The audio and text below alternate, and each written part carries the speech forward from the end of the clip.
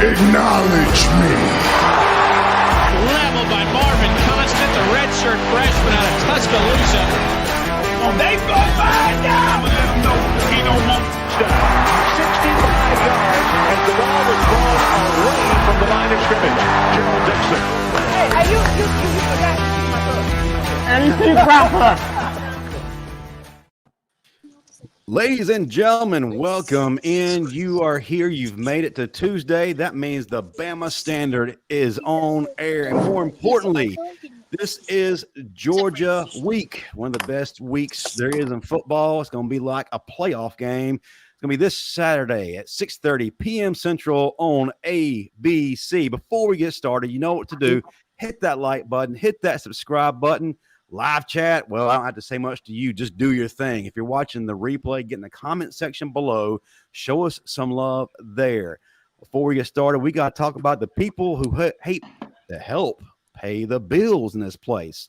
If your business needs a digital presence, full-fledged marketing team, SEO, copyright, or any other business need, these are the folks that you need to contact today. Workspace Solutions. Visit them at workspacepros.com. Get coached up the right way.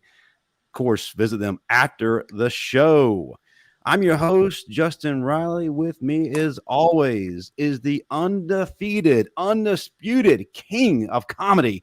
He's everybody's cousin and the star of the show. Ladies and gentlemen, Steve Brown. Hey, man, roll tide. It ain't about me right now, man. I know I'm the star of the show. But, man, when I tell you we're doing it like nobody else has ever done it, man, we got some phenomenal people. So, Keep it pushing. I'm here. Keep it pushing. Just below him, 1999, all SEC linebacker. When Ric Flair said to be the man, woo, you got to beat the man. And ladies and gentlemen, he is that man, Marvin Constant. Hey, I was told I can't interrupt introductions today, so I'm gonna be quiet till he's done. You just did. Anyway.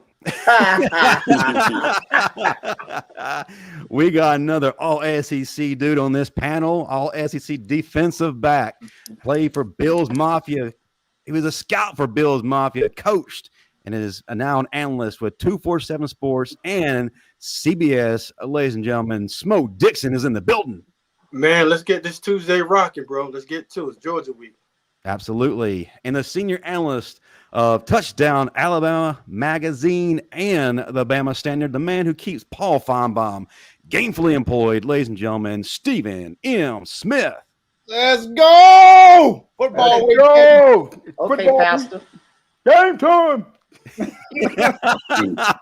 Game time. Well, guys, we got the players in here. We can't have this done the right way unless we have people from both sides of the coin and representing their squads, and we got some of the best to ever do it in the building. Stephen M. Smith, you're the ultimate MC. Tell the folks who we have in the audience today. Preach, preacher. Well, we bring him down to the ring right now. The first of two. He's from Prattville, Alabama, 5 to 10 minutes from that Montgomery area. Was one of the hardest hitting safeties to come through that tide. An all SEC knock you out type safety. That Tennessee running back in 05, still feeling that sting from seeing the ball roll all the way out the back of the end zone as Bama got that 6-3 win. Helped Alabama to a 10-win season in 05. Oh, by the way, he's a Super Bowl champion and is part of the SEC network. Get your beard game right because he coming to you. We got Roman Hitman Harper. Yeah. What your daddy do? What your daddy do? My daughter and her friends hear that. Yeah, I had to let my daughter and her friends hear that. That's how good that was. I appreciate it. That was awesome. That was great. They said go Bama. Love it. And now we got the next one. Doom. Enter in the room. Doom. With the dog's hat on. Doom. And the dreads flying high here. He was one of the greatest SEC defensive players in Georgia history. We talking 15 sacks. We talking 27 tackles for loss. We talking near 140 tackles. We talking an SEC, all SEC performer. Oh, yeah, he also won a Super Bowl. Oh, yeah, he also had a great NFL career. We got Charles. Don't let me slap you up. Grant is in here. Woo!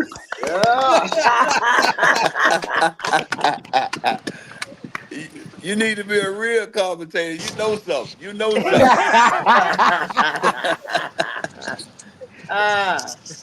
Hey, Charles, if you have any aspirations of being in the WWE, this is who you need calling you to the ring. Man, that man has great introductions, man. That man is amazing with it, man. Yeah. Welcome in, fellas. Welcome in. Yeah, but let's get down to the nitty gritty. I ain't here to be none of y'all friend. I ain't here to chit chat. I ain't here to play with you. Cause I don't bleed never that red and black. I don't care about all y'all being Bama fan. I don't got no love for y'all none this week. And Roman knows this here. Roman knows this run deep for the last 15 years. That's true. It's all true statements. Hey, man, stop playing with us, man. Stop playing with us. I'm with you. I don't want to be your friend either, so it's all good. That's cool. I love you. Okay, listen, I love you any other time, but except this week, I don't like you, Prattville. And 45, you know we got business. We got real business, baby. We got real business. Hey, now imagine these guys with pads on right now. It'll be ugly. It'll be real ugly right now. That would need bad knees and bad backs, man. And I'm good. Yeah. Well, nut have right now. Man, this panel is sponsored by Icy Hot. Before we get started, got to give a shout out to our main man, Jimmy Clay, throwing $25 our way. He says, no more fleas. Uh-oh, Charles. He's already starting in on you. Damn. Hey, Jimmy Clay, I don't know who you are, but I'm sure you got a whole bunch of fleas in your bed when you go to sleep at night. So you need to get you a bug man over there to clean them out, okay? He's one of our biggest fans. Today, I'm with it. I'm with all the BS today. I'm with it all. Man, you mean we have somebody on the Georgia side who can rival Marvin Constant? I'm here for it. What you call it, Marvin? Who? Constant. Do you heard him? MC, Mr. Constant, baby. Constipated. And I'm always that's what his name is, Constipated, because that's what them dogs about to do to Bama. I'm telling you now. Oh my! I'm telling you. All right, I'm going to start us out. I'm going to ask this question to Roman, but then ask the same question, but flip it to the Georgia side for Charles. And some of these first two questions I'm throwing at you guys is what Alabama fans are concerned about the most. So I'm going to start out with Alabama's DBs. So how do Alabama's young DBs match up against Georgia's wide receivers? We all know Malachi Moore ultimately is the glue to this secondary doing their thing. Keon Sav, Domani Jackson, they're solid. Just not a lot of experience in this defense quite yet, but we like what we're doing. Xavier Brown, Red Morgan, having the growing pains, but a lot of potential. Then I'm looking at Georgia's wide receivers. We haven't seen a whole lot from Mike Bobo where they're concerned, but they got some dudes. Arian Smith, Dominic Lovett, Dylan Bell. Roman, what do you like about this matchup? Who do you feel like has the edge here? I know we haven't seen a whole lot, like I said, concept-wise from Georgia yet, but is there a concern for Alabama's DBs here, or do you feel comfortable? How do you feel? Now flip it over to Grant. I do think it is a concern in the fact of these guys are all very talented, have a lot more experience than Alabama secondary. But at the end of the day, I still like where Alabama is at overall defensively, and that's because Georgia's offense isn't this super complicated offensive firepower that we've seen in the past. They don't have the Brock Bowers. They don't have the Ladd McConkey. Now, they have the potential to be some of these type of players, but they have not been that so far. So you're not as much worried about, okay, this individual in this situation, how are we going to be able to stop this guy? That has not happened yet. I think their best player for Georgia is ETN, but you know where ETN is going to be at every single play. He's going to be right beside the quarterback or right behind the quarterback, dotting the I. So that makes it a little bit easier for this defense to understand and what they need to stop. And then also situationally, we saw it 2 weeks ago, Kentucky was on everything that Georgia threw at them. Why? Because they're used to seeing Georgia. Georgia's not extremely complicated offensively. What they do is they expect that their players are just going to be better than yours over the long 4 quarters of a game. And if Alabama can stick with it, get those third down stops that they need to have, force a turnover or two, they'll be just fine because Alabama on the other end, they do have some explosive potential. And so we're going to have to put pressure on them as well. It's not just we're dependent on the defense. Nobody's going to shut Georgia out. Nobody's saying that. But if you can match explosiveness with explosiveness and you can get a turnover or two and be better than them on third down, I like Alabama's chances way more this week than I did 2 or 3 weeks ago.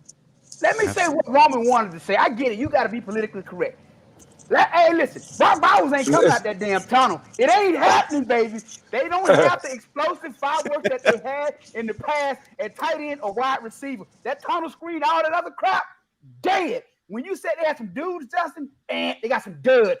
Listen, can't run the ball up the middle. Gonna take all that crap away. Call it what it is. We're going to get to that part. We're going to get to that part. But you just interrupted our guest, Mr. Grant, by the way. Welcome to the show. He got a lot on his chest. Charles, I'm going to flip it to you in a different way. It's funny how everybody's pointing to Alabama having a secondary that's not really experienced. We're still kind of learning our way. But if you look at Georgia, kind of the same thing. Malachi Starks is that dude, no question. But same kind of situation here. But let me ask you, how do your DBs, and now talk them up real good. How do they match up with our wide receivers? We've seen a lot more from Ryan Williams. We've seen some things from Jeremy Bernard. How does your secondary stack up against what we got? Then I'm going to flip it to the rest of the panel. I like our DBs against y'all wide receivers. I love our receivers against y'all. You talking about number-wise, right? Savs has 2 interceptions. Georgia has 2 interceptions. But to me, what pops out on the screen when you look at Alabama and Georgia as a whole, Roman gave the whole scenario of he likes Alabama this week more than he liked them in the past. And what you have to know is Georgia, people get confused. Kentucky in the last 7 to 10 years, we haven't beat them by more than 3 points ever. Right. So people get scared. No, Kentucky they always play Georgia very difficult. And facts, our offense, you can kind of read Mike Bobo at this point. Right? Both defenses only got 7 sacks on the season, 2 interceptions. You don't know if your DBs on both sides going to give you an A game or a D game. So in that aspect, I like our receivers are more mature than y'all DBs and have more experience. So in that category, I think we win that race. Okay. Right, y'all DBs are more mature. So that means they can go buy alcohol to solve, after this ass whooping. Good that they're more mature and older. We'll go with let's open it up to the panel. Roman, I'll let you have a chance to rebut that, but then what I'm going to do is I'm going to turn over to Smoke, then go to Steve, then down to Marvin, and over to Steven. And I ask you guys after his rebuttal, who has the decided advantage here and what I just named? So go ahead and rebut that. No, I think CG's on to a lot of these things. It's early in the season, and he's right about the way Kentucky plays Georgia. They do play them tough.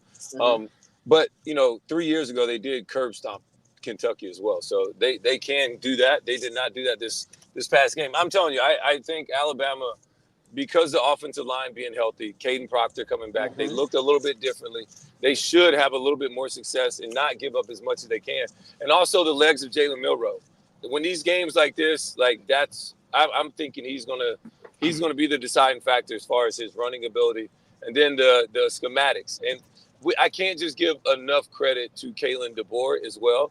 I know everybody's going to talk about it's at another place and everything he did, but he's 12-2 versus ranked teams. Like, he has got his teams to show up. And so I'm looking forward to seeing the test of him and what he looks like on the sidelines as well. Like, that's another thing I'm looking forward to. Him versus Kirby. And I don't think enough people are going to talk about that, but I want to see what Kalen DeBoer does versus Kirby Smart, because I know he's 2-0 versus Kirby's what is the correct word to call it? Dan Lanning. Dan Lanning, yeah. Correct, younger brother of Dan Lanning. He's doing Oak versus him when Dan Lanning was supposed to beat him both times. So I want to see that matchup as well. Hey, Roman, that sound good. Listen, Nick Saban gone. And you going to talk about what Georgia, Kentucky did. You got to go look at y'all game against Central Florida. Y'all didn't win the game to the fourth quarter. You talking about a team that's not in the SEC, that don't have the type of competition that Alabama's about to feed into this week. You talking about the quarterback running and doing all this. We love when your quarterback try to get out the pocket. We want him to do that. No, you don't. We want him to have a great game. No, you don't. Listen to me. Number 4 cannot beat us by himself. Did last year. That's why everybody gonna beat you. That's why everybody gonna beat you. With less talent. Yeah. He did last year. Who's next? That's Smoke, you're next. Tell us who has the advantage here, and then we'll move to Steve, Marvin, and then Steven, and then we'll move on. I'm going to say Alabama's DBs have the advantage for the simple fact of Mike Bobo is not truly creative in terms of formation, motion, and making those young guys play stressed. Majority of the routes that Georgia run, it's the same way that he called the game when you was back in school, Charles. Static. You don't see bunch formations. You don't see rub concepts. You don't see things that's going to make guys have to be able to adjust on the fly. And at some point, you got to get that way in order when you're playing against talented people as well. Your guy, you can't just flat out every single week go out and say, my guys are better than your players. At some point, Bobo's going to have to be able to create and design plays to get his playmakers the ball in their hands. A la number 1, Lovett, Bell, Colby Young. I think all those guys are talented, but they're asked to beat players by themselves without having much from the offensive coordinator. And now when you flip it on the other side, you and I both know defensive back, defensive lineman, we don't like to see a mobile quarterback that can extend plays. I didn't, especially one that can throw the ball vertically downfield with speed receivers. So just like last year, Kirby tried to get a spy in the middle of the field, and he got shook up over that. When he played zone defense, Milro had time to get out the pocket, buy time, extend plays, and pick up those critical third downs to extend drives. So that's where I'm at with it. And yes, he did beat you by himself last year. You know what beat you? Listen, no. You know what beat us last year? Him. Mike Bobo running running back sweep 8 times. Nick Saban break when the motion went across the screen. Nick Saban didn't even send the motion. The safety just came down in the box and stopped. We ran that play 8 times in the first time half. Thank you. 8 times. I wish it was my time to go instead of Steve. I agree. I wish it was my time to go. Listen to me. I agree with you about Mike Bobo not being the type of offensive coordinator at this moment to put his players in great position to make great plays. You said a mouthful. I agree with you on that. He has to step his game up going into this game against Alabama and give their defensive coordinator something different to look at from the offensive standpoint, because sitting at home, you could tell, oh, this is what Mike Bobo finna run. Oh, this is what's coming. Everybody knows that. He needs to stop playing checkers and go play some chess so that he can make defensive coordinators be able to strain their brain. And I agree with you on that.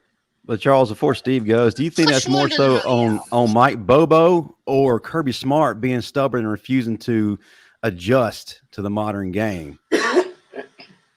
Listen, if you're in a position that somebody paying you, I know you got to be the head, but at some point you got to say, look, my career got to go on. So I think he has a decision when he up there in the booth by himself. He needs to make that call. Kirby has to let him grow, because that's what Nick Saban did for Kirby when he was the defensive coordinator at Alabama. He let him grow. Right. Now he's able to go to Georgia and get this. If he went with Nick Saban, he's not able to be the head coach at the University of Georgia. Nick Saban is an all-time great coach, and every coach that he's ever had on his staff goes on and become great coaches. You can't argue that. Right. All right. Going back to the original question, Steve Brown, talk up who you feel will own this matchup. Feel free to talk up Malachi Moore. That's your guy. But who has the advantage here? Guy. Well, first off, Georgia isn't the same defensively as they were with as far as players, to me, in my opinion. They don't have the talent they used to have as far as players.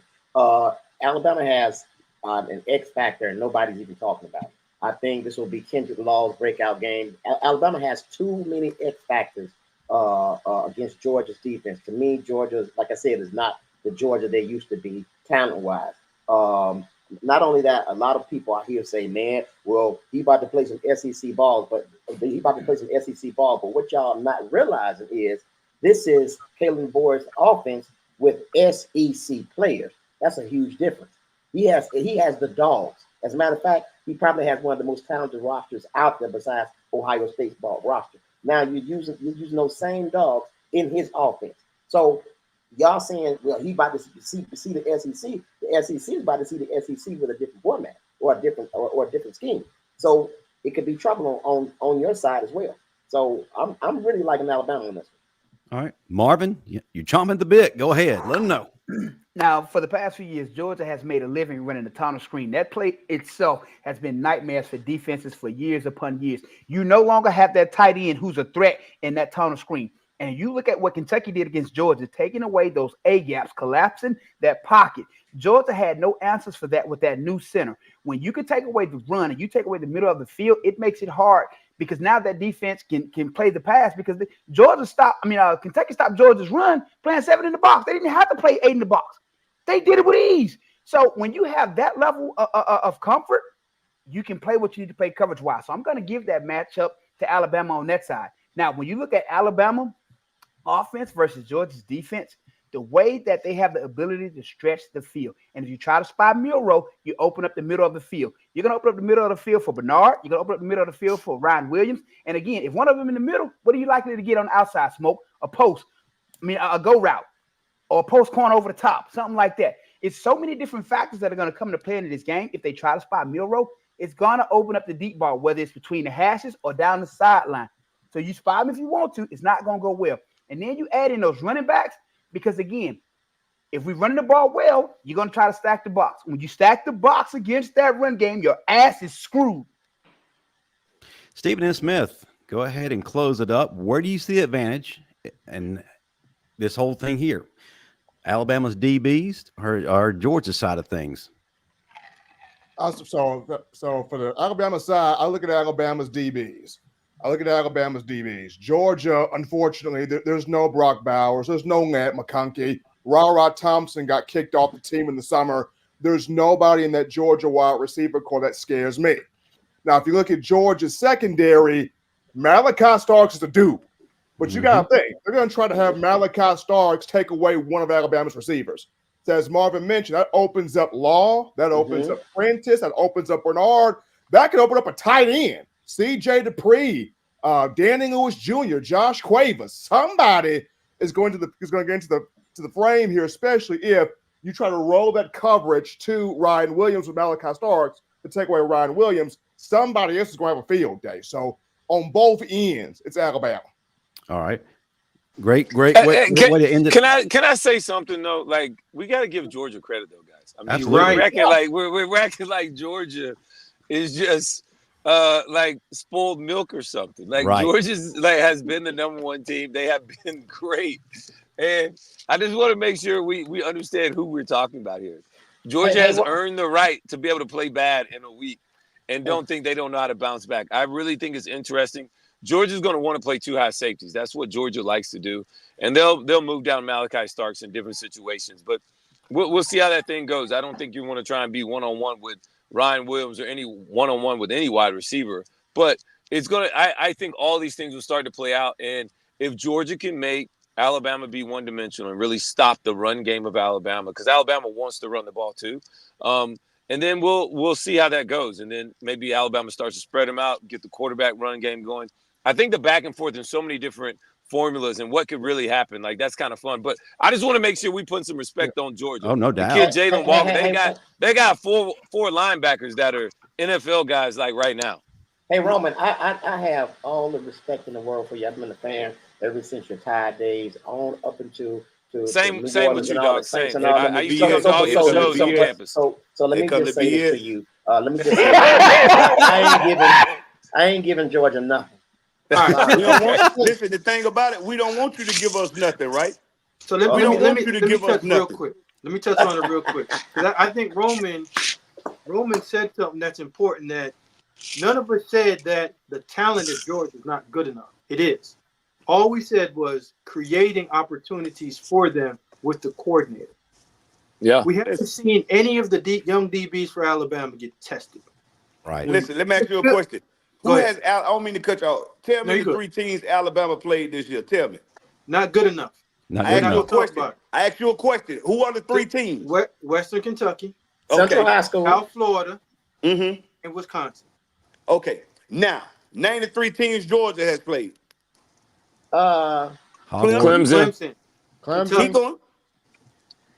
And who's that middle of the road team that y'all Molly watched? It was like Tennessee Tech. It was a directional school in Tennessee. You getting off the Tennessee subject Tech? right here. Was it Jonesboro High School? But here's what I'm saying to you though, Charles, and I'm giving your school credit for the players that they have because No, you're not. No, you're not. I've been listening to every one of you Alabama fans. You can be talking about Mike Bobo. Yeah, Mike Bobo in a slump right now. But let me tell you what I do know. Let me tell you what I do know about this here. Talk to me. You can throw all that out the window. Yeah. You can say what you want to say. Yeah. This is the SEC. Georgia and Alabama both have great running backs in the backfield on both sides of the ball. Them guys averaging 6 yards a carry in the top 4 running backs. E.N.T. Frazier, Miller, and Hayes, which is my little nephew. Them guys are doing great things. This game will come down to who can stop the run. Number 4, we know he going to fake and take off. He going to get his little yards here and that. That's a part of the game. His little yards, huh? His little yards. Little yards. Listen, he might get 20 yards on the carry. That's good. That don't hurt you if he ain't in the end zone. Well, so but what if he get 20 yards 5 times? Then what? Listen, but if he get 20 yards 5 times, that's 100 yards. But if you don't get them all in the same series, it don't matter. All right. Well, here's the thing about it, though. You know, when you look at, I'm just going to go back to the Kentucky game. The fact that Georgia did not have the ability to run the ball because Kentucky took away the A and the B gaps consistently throughout that game. And we all know when you take away that ability to run, it makes it even more difficult to pass because in a lot of situations, you're in 2nd and 3rd and long, which changes the dynamics of what plays you can call. So as long as we keep them in those type of situations, it's going to be favorable to our DBs. That's all I was saying. Marvin, if you keep the trashiest team in 3rd down situations, you're going to be able to control the game. Y'all are not, your defensive coordinator is not going to be smart enough to clog up the A gap like that. He's not going to do that. He's not doing so he ain't watching no film. So he watched film, but let me tell you, you know, you've been a player just like I've been a player. These defensive coordinators get arrogant and cocky and don't want to keep doing what's working for them, and they try something new, and you bust one straight up the middle on them. That's just that. Yeah, but Marvin, you're going back to the Kentucky game in the A gap. Roman, let them know there's a grown man that's going to be a top 15 pick that was in that A gap. I already know. I know. So it was nothing schematically or anything that Kentucky did. It was just their guy controlling both A gaps by himself. Alabama don't have no guy like Kentucky had. We don't. They don't. We don't. We don't have a guy like that. But you're also, is your All-American right guard going to play this game, or is he still hurt? He's going to be out for 6 weeks. He's 6 weeks. So he's still hurt. And you have a new center. This is his first year starting. And you know what that crowd knows, how difficult it is to make those checks and adjustments on that offensive line. You're getting ahead of me, Marvin. You're getting ahead of me. So. We ain't tough to lose. Hey, listen. Let me get to our next topic, and I'll let y'all debate some more. Great energy. I love it. Charles, I love your energy, dude. We need to have you back more often. Listen, I'm a dog. You ain't going to sit here and just discredit my boy. I believe he's going to be out there on the field Saturday. He sound like all right, real quick. No. Go ahead, Justin. Real quick, guys. I'll give the mic back in just a second, but we got some fans here who got to be acknowledged. Koala Gang Zay, $5 RTR, WTD, Walk the Dogs. And then we got Run the Table Sports TV, $9.99, Bama 3817. Book it. No. All right. We got a chance to get here for you. Charles, I'm going to start out with you because, you know, we need to give you the floor a little bit more because Marvin's trying to take your time. So, but y'all talking about the run game. Okay, let's talk about the run game, Georgia's run game. To be more specific, Bama fans, we are nervous. Sky's kind of falling. We are susceptible to some leakage. We've seen that. And Georgia's got that three-headed monster, Nate Frazier, Trevor Etienne, and that grown man, Branson Robinson. I'm going to tell you, I worked out with Branson Robinson. He's from here. That dude is a grown man on loan to Georgia from the NFL. I had to check his birth certificate to make sure that he was 19, 20 years old. Alabama is great at stopping the inside run. I give all the props in the world to Tim Keenan III, LT Overton, and all those guys. But here's where we got a problem on the perimeter. And more specifically, we have a linebacker who tends to struggle on the perimeter. He's got the best of intentions, but he has a problem shedding blocks and at times over pursues, and that's Deontay Lawson. So I'm going to throw. Wait, just hold on. I'm going to throw this to Charles first. And I'm going to flip it. I'm going to give it to Roman after this. How confident are you that Georgia's three-headed monster will be successful against Alabama's front seven? And then take into consideration, yes, Tate Ratledge is out, but Michael Morris has a lot of great quality reps. He knows what's expected of him. So let me throw it to you. How confident are you that Alabama will have a tough time against that Georgia rushing attack? I'm very confident. You know why? Because if you're a linebacker, you can't shed blocks. We're going to take advantage of you, right? Roman Harper, I played with him for years. Every one of these guys on here, I've seen them play SEC football. They know if you play linebacker, you can. University of Central Florida, what did University of Central Florida do to Alabama? They ran from guard to outside.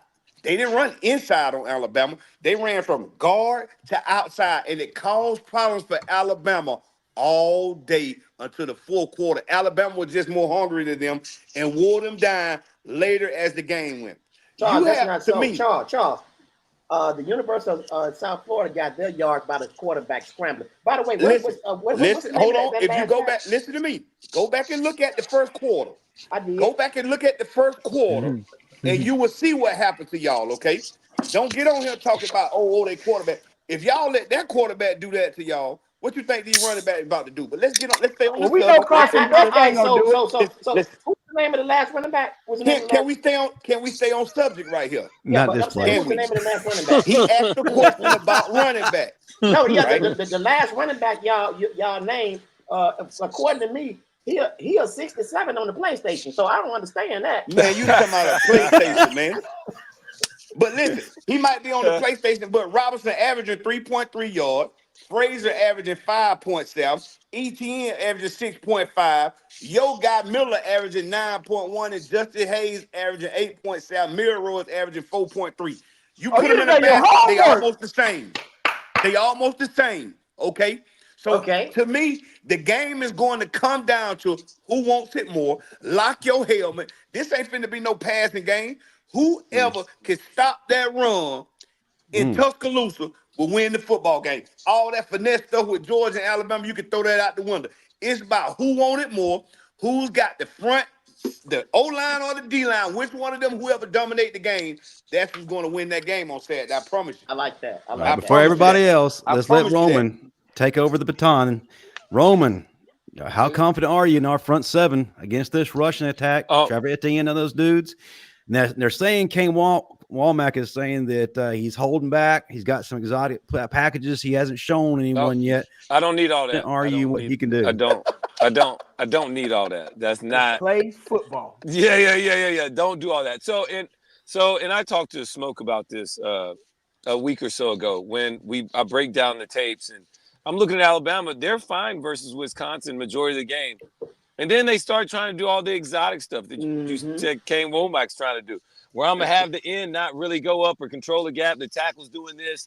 End's going to fold back under. Like, you're trying to get way too cute. And that only works versus Wisconsin when you're up 20. Like, you got to understand what Charles Grant is talking about. Like, it is an attitude that this game is going to have to be about. Like, you're going to have to go out there and physically whoop somebody. Like, Georgia, that's the only way you're going to beat them. Because they ain't going away. You got to physically get after these guys the way that Alabama did in the SEC championship game.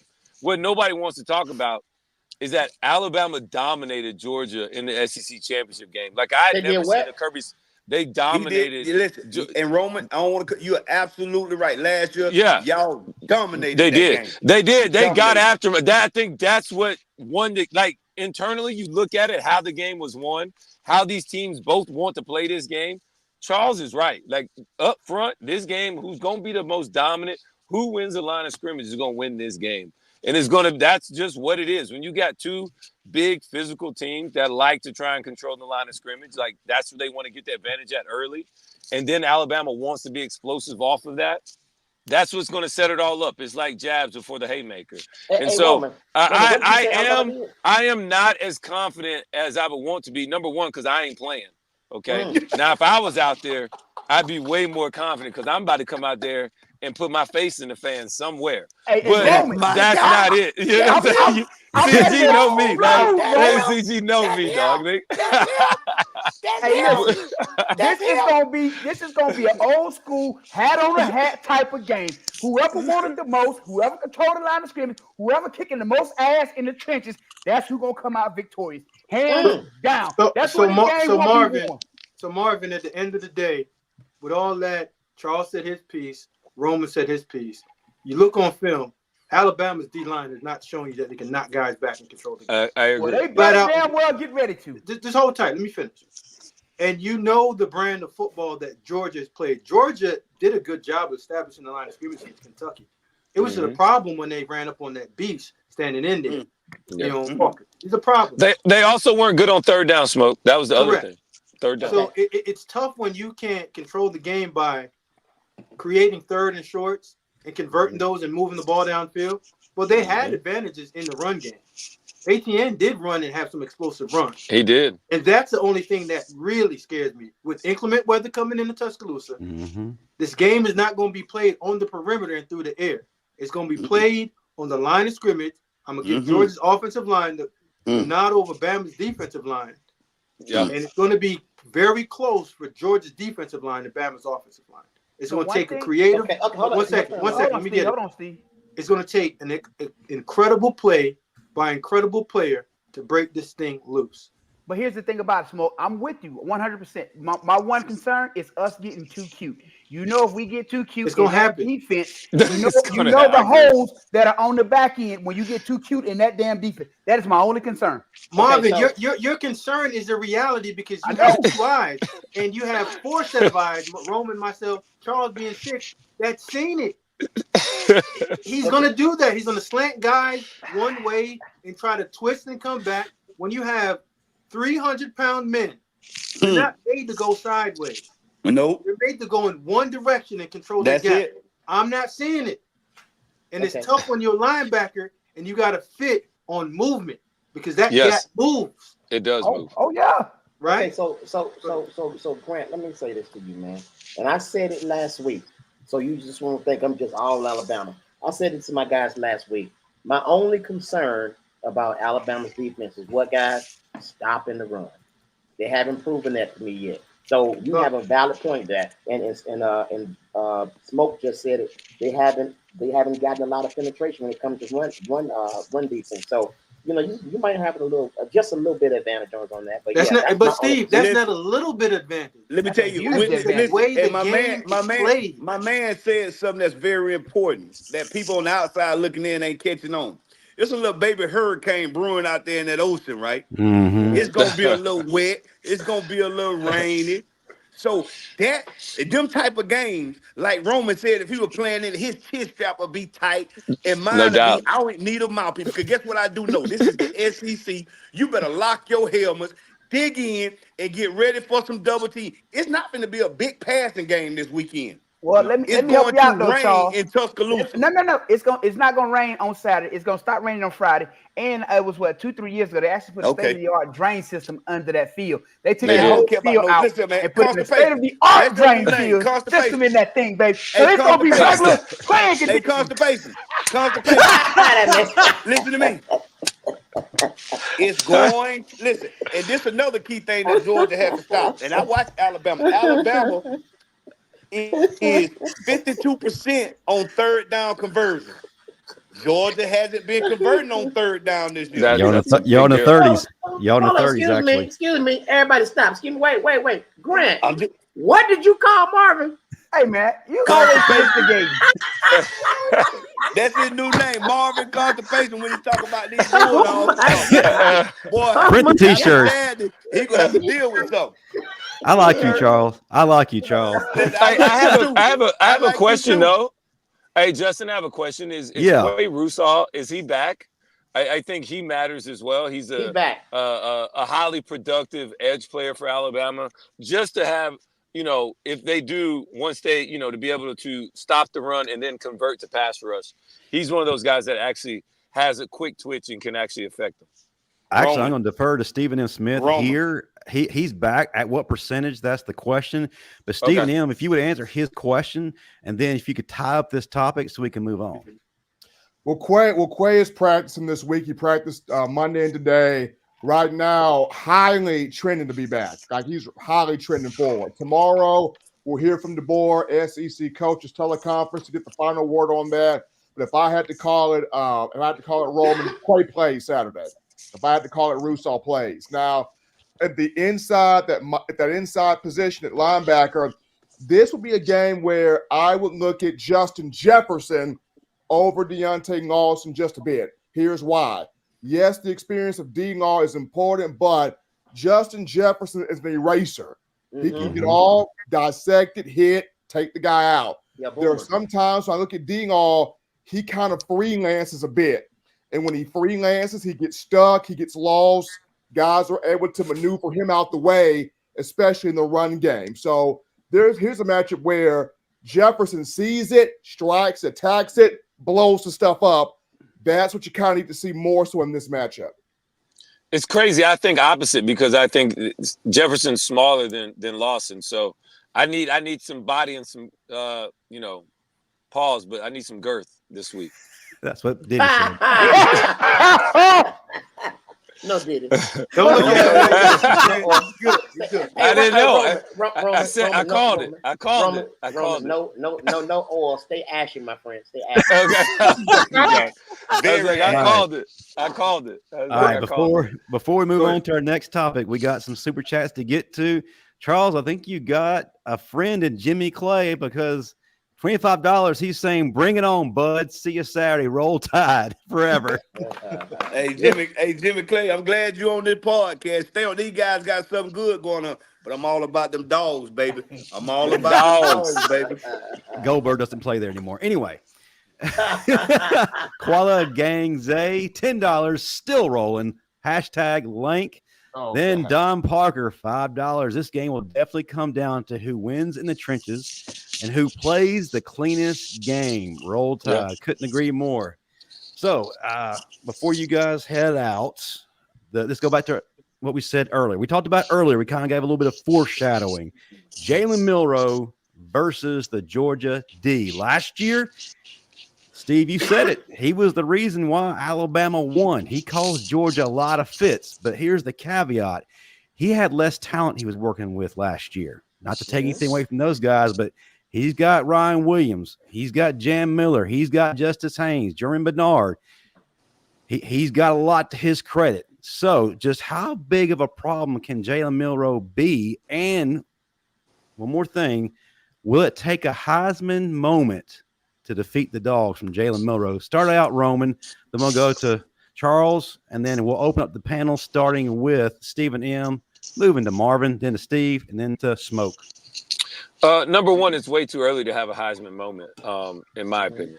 But I can't just knock last year's team. They were deficient in some areas, but man, I love the creativity of this offense. Like, I don't think that can be stated enough. This offense last year, I didn't watch a lot of plays like, ooh, that was something nice, except for the quarterback counterplay that they ran in the SEC championship game to kind of clinch it when Jaylen Milro. I was like, that's the first time I've seen that all year. That was a great play design. I've already seen that multiple times so far this year. So I do think Alabama has enough offensively. The big thing I will be looking at is how Alabama defensively, what they do versus Georgia. I'm not going to sit up here and I argue with Smoke all the time. I'm not going to sit up here and get caught up on yards. It's all come down to 3 stats, all right? It's going to be red zone efficiency, third down percentage, and turnovers. That's all you care about if you're Alabama's defense. That's it. And so you got to try and hold teams to field goals, which they've done a pretty good job of. And then also creating turnovers. They got to make sure they win that stat on Saturday. They do that, they win the game. And then on third down, you got to get off the field. You can't allow Georgia to establish drives and continue to drive the ball 12 plays, 9 plays. You can't have that. You got to get off the field and let that crowd really start to sink in and affect the game at some point.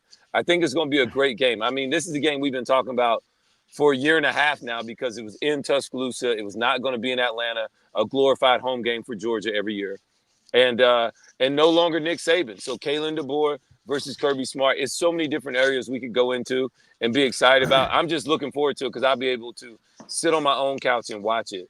And that's the first game I'll probably watch on my couch for football all year. All right, Charles, take the baton, take the mic. And now I do. Hey, CG, you know you're my dog, too, because I'll be honest. CG, the first person that ever took me to Athens, boy, we rode up with 2 Rolls Royce in on them. Stunning on them, baby. We ain't never seen nothing like me and CG pulling up at Athens. If anybody in the world know it's only one Alabama Tide guy I love till I die. I love all y'all, but I love Roman now. Listen to me.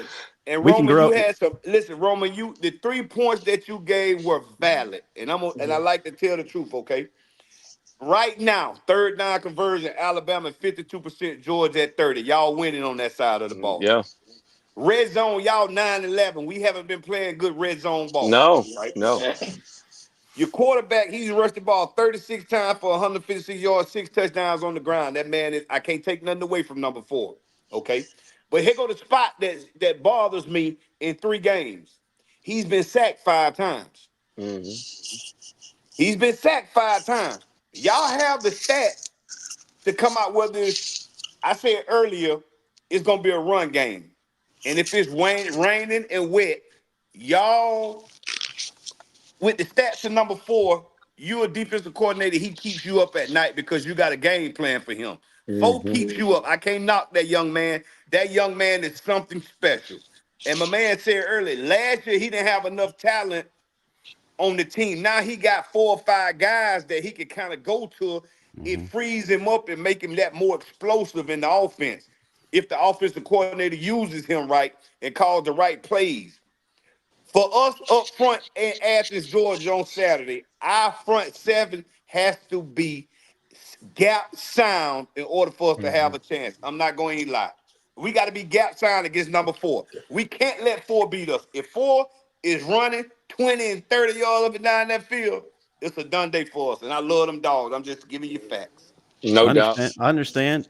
Charles, one thing that's coming into play and a lot of Alabama fans are kind of glossing over is the health of that defense. You got 3 dudes, big dudes, Warren Brinson, Michael Williams, Jordan Hall, who have not been playing or they've been hampered with injury. Where are they health-wise? And if they're in at 100%, what kind of factor do they play in this game, especially with Jaylen Milro? They play a big factor in this game, but to me, this game, they got to, little dents they getting now. These cats getting, and a lot of people don't want to talk about it. These college players are making more than their mamas and daddies at home. And no doubt. No doubt. They sitting out of a game with a sprained ankle or they wrist swollen and all this. Bloody You nose. got guys that's in this group right here, man, that done played with cracked ankles or torn ligaments in the ankle, wrist, knee problems. This younger generation has to suck it up more. I think they're being babies. They're getting paid. I think they're being babied. They know they're going to get this money on the first without doing stuff for. So it's kind of not messing up the game, but I think it's going to mess up the game in the long run. Mm. I want them to get paid because I was a starving kid in Athens, Georgia. My mama didn't have that money to feed her. I know Roman and his folks did the better. A lot of y'all play, but they fed you 3 meals of hot in the cot. When did that never become enough for football players? Now, you go to University of Georgia, everybody got a Hellcat. lamb truck, Mercedes. Come on. They don't need to go to the league. They making $2-3 million. You know, hey, CG, that's why they all driving fast. They got cars that can go fast. Yeah. Man, listen to me, man. I ain't mad at these young kids. Get your paper. I ain't either. Before we go any further, I got to say this. Grant, I want to thank you for coming on, man. You have been an amazing guest. Your insight, your points have all been on point. Yeah. Man, listen, brother, you have been a phenomenal damn guest, brother. And much props to you and the University of Georgia. You have more than exceeded expectations for representing your institution, brother. Hey, man, and Grant, the reason I love you being on here, man, besides Roman, is because you call Marvin constipation. I'll never forget that. I love it. That's his new name. That's his new name. Hey, listen. Hey, man, forever I will be a fan on and off the field. You are now one of my top football players forever. You call that man constipation. And listen, I promise you, we will be back. All of us, the same group, will be back for the SEC championship having this same conversation. I promise yes, sir. you that. I promise you, we will be back having this same discussion later in the season. Hey, well, Justin, can we have Marvin Cousin diarrhea on too? Man, so I'm gonna get you a Pepto-Bismol commercial, boy. You gonna be boom. Marvin with the NIL. Yeah. That's how y'all gonna do me today. That's how y'all gonna do me today. Marvin gonna have that commercial. You ever had that not so fresh feeling? Justin, did nobody ask you to? That's why I'm the host. Anyway, so yeah, they're driving Hellcats now. They come a long way since Marvin's Geo Metro. Hell yeah. Steven, pick it up before we get too lost. Jaylen Milro, his effect. What factor does he play in this game? Is he able to replicate the success or above that this game? Talk about it. Then we'll go to Marvin, Steve, and then Smoke will close it out. I think he's got a chance to replicate that, but it all comes down to two things. Number one, we talked about the offensive line, right? Offensive line's got to do their job protecting. And then number two, Nick Sheridan earning your paycheck as the coordinator. Be able to put Milro in situations where he can go out there and do his thing. This is the reason why we saw Lane Kiffin have success. Steve Sarkisian. They did things that made us go, whoa, I've never seen that before. Can Nick Sheridan come out with that also? But I think another aspect of this game, do y'all not realize both teams have great specialists also?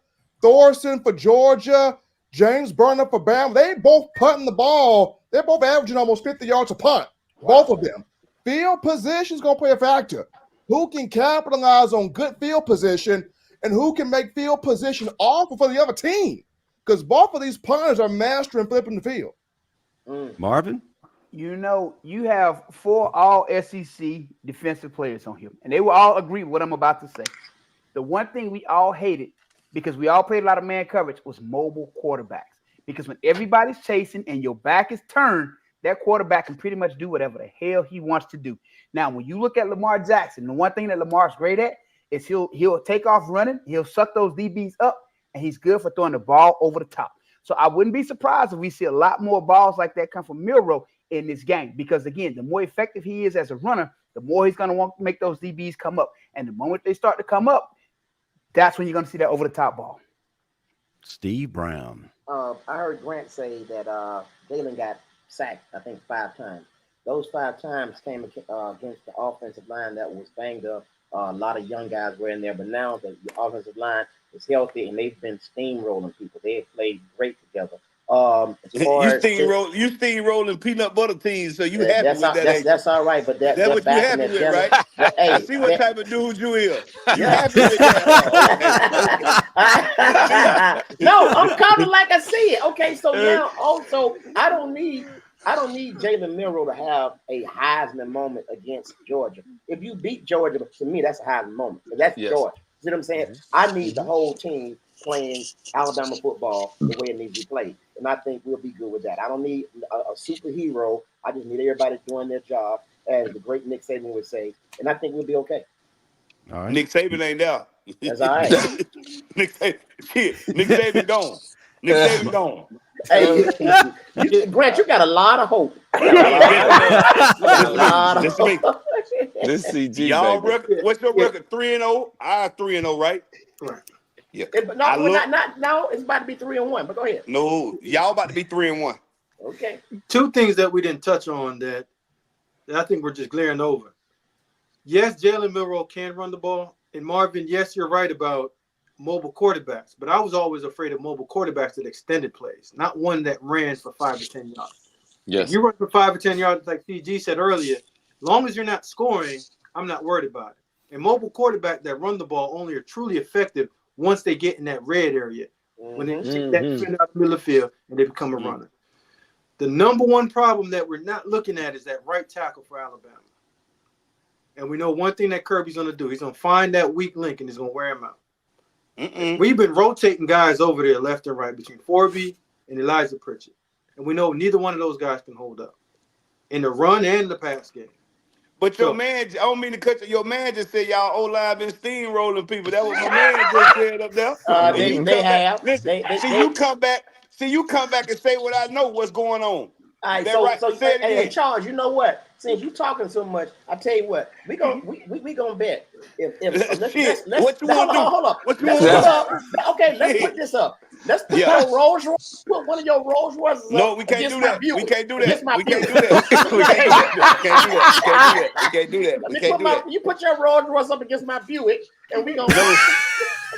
Hey, listen, I'm driving my truck outside. I like driving my truck and playing golf too much. So you don't want to deal with. Steve trying to put a Cutlass Supreme up. Hey, listen, man. I ain't got nothing wrong with a Cutlass. I started out with a '65 Ford Galaxy in Athens, Georgia. Hey, man. But I just think we're overlooking some really glaring points that are going to affect the game. Like Jaylen Milro, as much as we love him, none of the Bama fans in this room can actually stand up and say, yes, we truly trust him in the most critical times to make the right play. Majority of his plays are broken, and he's ad-libbing. At some point, Kirby's not going to let you just come off with secondary reads and ad-lib your way to success. Stop giving that man hope. No, it's not hope. That man ain't gave me no. Man, listen to me. Listen to me. I don't like nothing in the state of Georgia but them Georgia Bulldogs. Hey man, you know what? Last week I was talking noise to one of my neighbors. I live in Atlanta, right? And he said, "How you gonna talk noise about Georgia when you still playing Alabama Power?" I had to just leave. why am I talking about Georgia? Talking about Alabama, and I'm playing Georgia Power. I'm like, man, that's crazy. So it is, but yeah. All right. Well, guys, I greatly appreciate you, Roman, Charles. Man, it's been one of the most entertaining shows we've had in a long time. Before I let y'all go, if you would pop your social media, where folks can find you, and then once this is over, how we can find Charles and Bragg. No, just kidding. I'm about to troll the shit out of Charles. But Charles, start us out. How can people find you on social media? Listen, boy, I'm on your constipation. Hey, constipation number 45. Boy, you know when that clock hit 00, what to do though. Boy, you know what to do. You better send me my money. Hey, send me my moolah dinero. Constipation causes hemorrhoids. Now what we saying now? Nah, my social media is granite_94, man. Y'all can follow me there. I won't be doing nothing on that, but y'all can follow me. He don't be doing nothing. I follow him. He don't be doing nothing. He don't be doing nothing. Hey, nothing. Roman. Hey, the older CG, I get, man. Listen, man. Everybody will train on there. Everybody want to be a hero. Listen, it's good. I'm glad these people blowing up, man. It just ain't for me. They'll turn it into something different, man. You know what I mean? Before I get out of here, though, I like Georgia 27-14 over Alabama in Tuscaloosa. You lost your mind.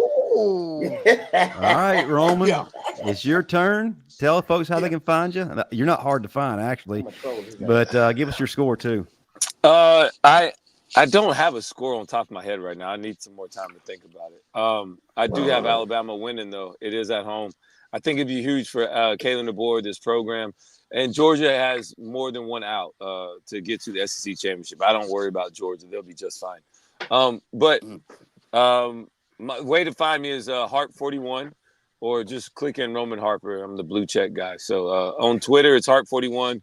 Instagram, Harp_41. That's me. I'm usually just being daddy daycare like I am right now. So they get out of practice in the next 30 minutes.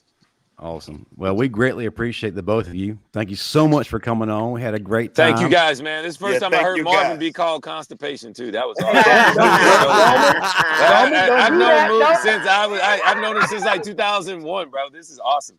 Nobody's ever called him that before. That's Steve, amazing. that's his new name. I've never heard anybody say that. Hey, Charles, let me tell you something. When Georgia lose, don't go and deactivate your account now. Don't do it. Hey, listen to me. You know what? Listen to me. I'm gonna make a promise to you guys if we still here, and I hope we are.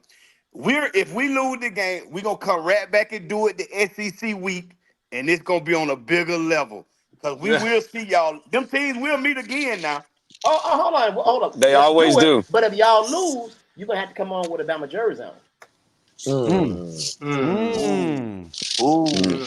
Don't do it, Chuck. Don't do it. Don't do it, CG. Don't do it. You're not gonna be mad, bro. No, you're gonna be too mad, CG. Don't do it. If you lose, you gotta come. All y'all gotta come on with a Georgia jersey. No, I'm just gonna pay you my money. Marvin got one. Marvin already got one with the back out. He got in with the back out. See, you're going too far again, Steve. Come on, Marvin. You're going too far again, Steve. Well, thank you again. I enjoyed y'all. I'm like Roman. I gotta go up and get my little daughter bath time. It's my duty, so I'll see y'all the next time, brothers. Man, we appreciate you guys. It's a lot of fun. Stay blessed, my G. Love you, CG. Hey, man, y'all be safe. I love y'all. Hey, thank you, guys. All right. Thank you, Roman. Appreciate you, man. We appreciate you. No doubt. Talk to you later on, Ron. Hey, Justin. Oh, we got a wait a second, Steve. We got an NIL suggestion from Marvin. You ready for this? Yeah. Marvin's NIL needs intestine lube for constipation. Hey, I'm glad y'all enjoying yourself today. Hey, Justin, can I say this to you, man? You can. This, man, listen. Smoke, Steven, Marvin, listen, man. Let me just say this. And I'm saying it from the bottom of my heart. This is why people should subscribe to this channel. We got legends on here, man, from both sides. Who's doing that? Who's doing that? Smoke, who's doing that? Nobody.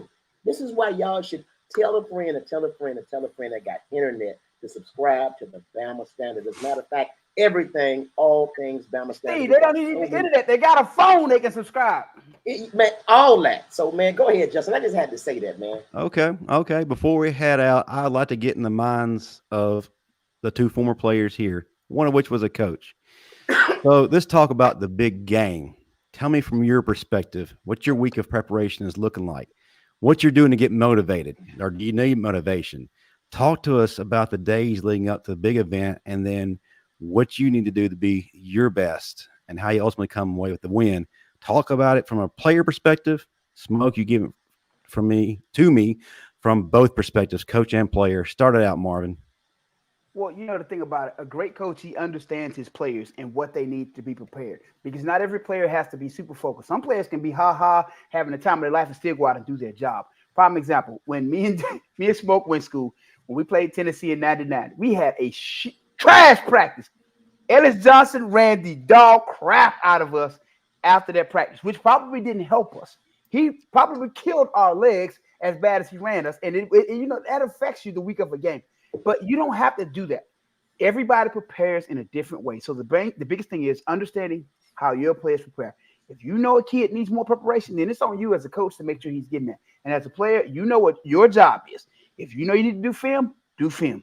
If you know you need to see someone extra reps, do the extra reps. If you need to talk to a guy who can probably talk you through something, talk to that guy. Because again, everybody prepares differently. Mm-hmm. And at the end of the day, we all here to do a damn job. And when them lights turn on, ain't nobody out there to hold your damn hand.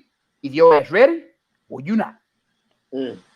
Smoke, before you go, real quick, I'll remind everyone, before the big game, get your title towel. Your game day is not complete unless you have this in hand. Go to whitwillsports.com today. Enter the promo code STANDARD. Get a nice discount courtesy of us. We're here for the people. Remember, get your towel today, whitwillsports.com. All right, Smoke, the floor is yours, sir. Well, Mook, you hit it on all terms, but as a player, I always looked at it this way. I always wanted to go in the week doing the same thing that's got me here. is we're all routine based. And I remember whenever we played against Tennessee, we didn't beat Tennessee but once my year. I don't think you beat Tennessee. In my 4 years, we beat them once. We always did everything different. They painted the travel squad, non-travel squad's helmet white with the T on, orange with the T on it, played the music, and it just broke us all out of our routine because the coaches started stressing beating them. And all I ever wanted was to treat this just like the regular week and let me just go out there and play ball because there's already added stress. So I would always say, coaches, don't stress the players because the players already have stress. Your job is to alleviate the stress and allow them to play as free as they've had their entire career. Because this one game is no different than the one that you're going to play. It's just the opponent that's different. Now, secondly, when you go into the coach's point of view, you have to look at it and say, how am I going to create opportunities for my best players to perform at the highest level? On defense, I got to get my playmakers in playmaking positions. My best players on defense have to show up. So I have to give them every single tool and make sure they're ready mentally, physically. Like you said, Marvin, don't wear their legs out. Mentally, don't beat them up. Once the hay's in the barn, it's in the barn. You can't do much other than that, what it is. And now all coaches are competitors. But don't allow yourself to get so competitive that you make that game between you and Kirby. It's not. It's between the players on the field. And all you are, they're the vessel. You're giving them the knowledge in order to perform on that day. So just keep routine to routine and just keep on playing the same. And the best teams will usually come out on top with the least amount of mistakes, converting on third down, and executing properly in the red zone. Love it. Love it. All right.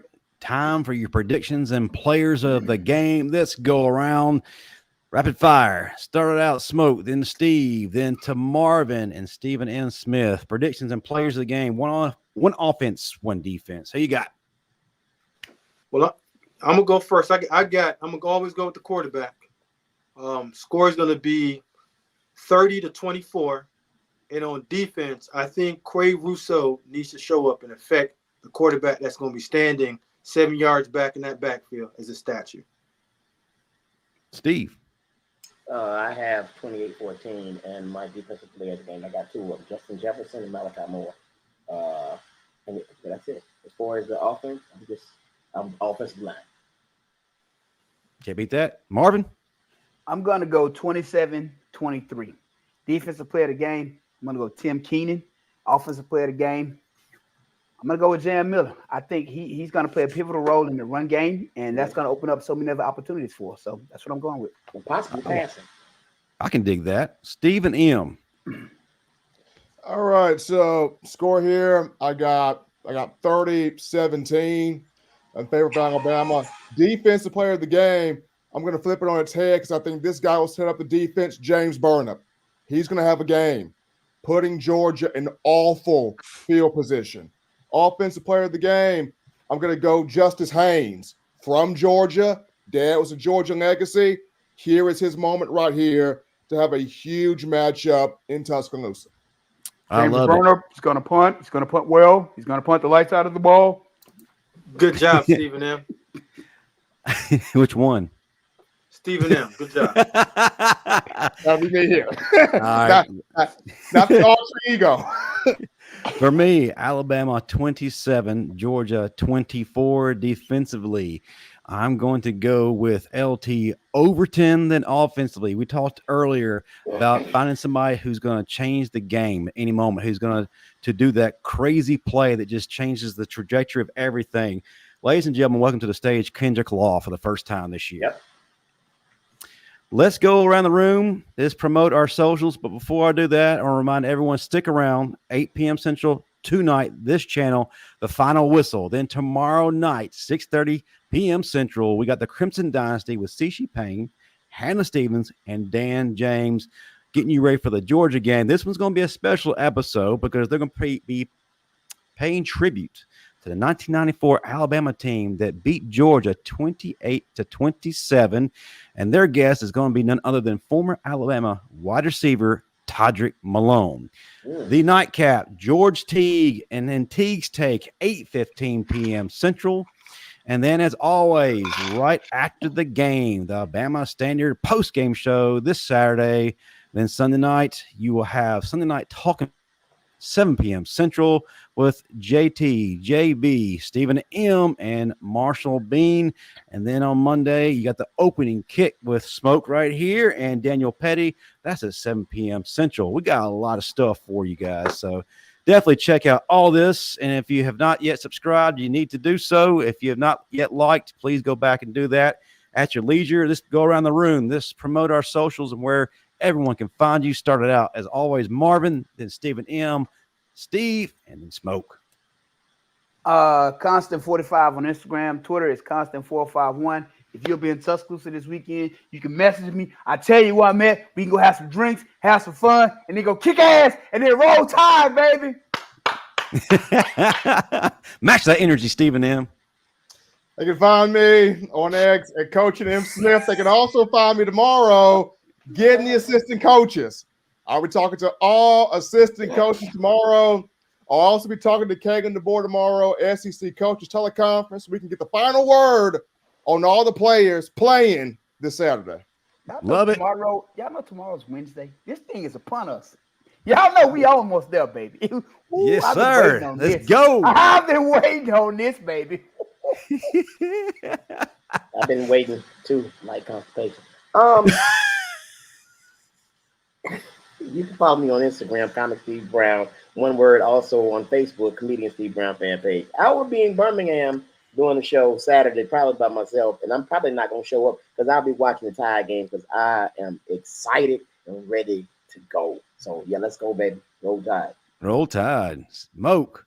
Well, I'm glad I ain't following behind Marvin's screaming tail, man. But you can find me right there at Coach GV Dixon on X and on Instagram, man. Look me up. Always great content talking about what's going on in high school, college, and in the NFL. Absolutely love it. Guys, great job tonight. Fantastic show. One for the books. Thank you to everyone who was in our live chat tonight. Thank you for all the super chats. For those watching the replay, we appreciate your viewership there. Just drop us a little comment down below. Let us know what you think, what you don't like, what you do like, all that great stuff. Hit that like and subscribe button. Stick around for the final whistle. But until next Tuesday night, that'll do it for us. Roll Tide, everyone. Roll Tide.